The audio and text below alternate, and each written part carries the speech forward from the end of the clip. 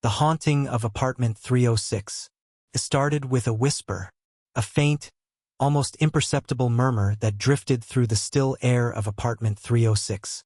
Mira, a young journalist who had recently moved into the building, thought it was just the wind sneaking through the old, creaky walls. But soon the whispers grew louder. She first heard them at night.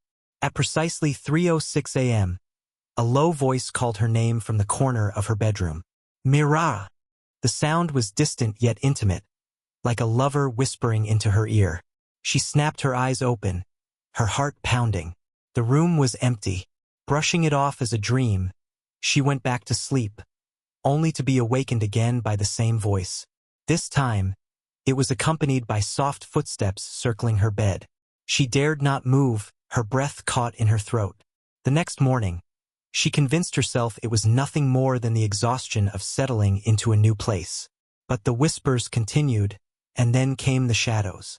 A week after she moved in, Mira noticed fleeting movements from the corner of her eye.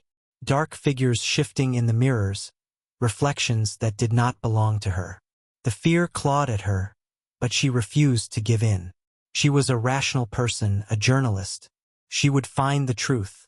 Determined, she began to dig into the history of apartment 306. What she found made her blood run cold. 15 years ago, a young woman named Anya had lived there. The neighbors described her as quiet, beautiful, but troubled. One night, a horrific scream shattered the silence of the building. When the police arrived, they found Anya's mutilated body sprawled across the living room floor. Her throat had been slit, and the words "he sees me" were carved into her chest. The killer was never found. Mira felt a chill creeping up her spine. That night, she stayed up, armed with a flashlight and a voice recorder. At exactly 3:06 a.m., the whispers returned. But this time, Mira didn't just hear them. She saw her. Anya stood in the doorway, her body drenched in blood.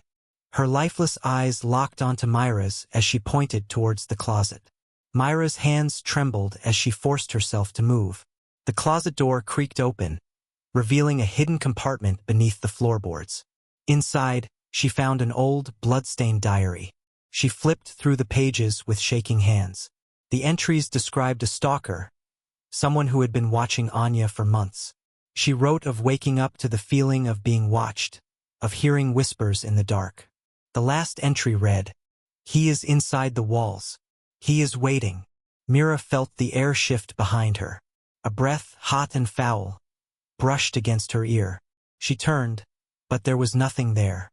The apartment grew unbearably silent. Then the walls began to bleed.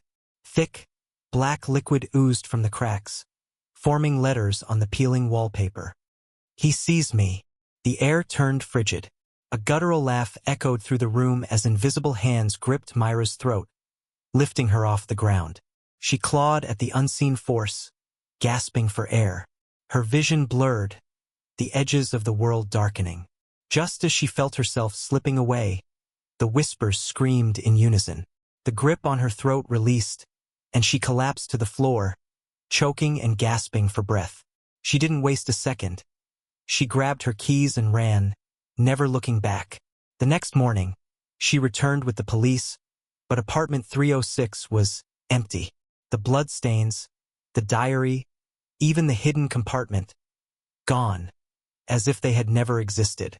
The landlord claimed no one named Anya had ever lived there. The apartment had been vacant for over 2 decades. But Mira knew the truth. She had seen the horror lurking within those walls. And as she turned to leave, she caught a glimpse of her reflection in the hallway mirror. Standing right behind her was Anya, smiling. Mira moved to a new apartment across town, trying to forget the horrors of 306. But sleep never came easy. The shadows still danced at the edge of her vision, and the whispers never fully faded.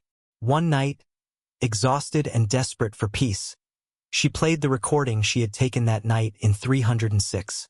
Static filled the air before a voice emerged. "Mira, you let him out." Her blood ran cold.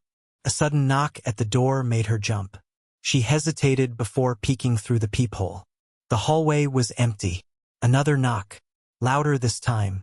Her phone buzzed on the table. A new message from an unknown number. He is inside the walls. The air turned icy. Mira slowly turned to face the mirror across the room. Her reflection was smiling back. But she wasn't.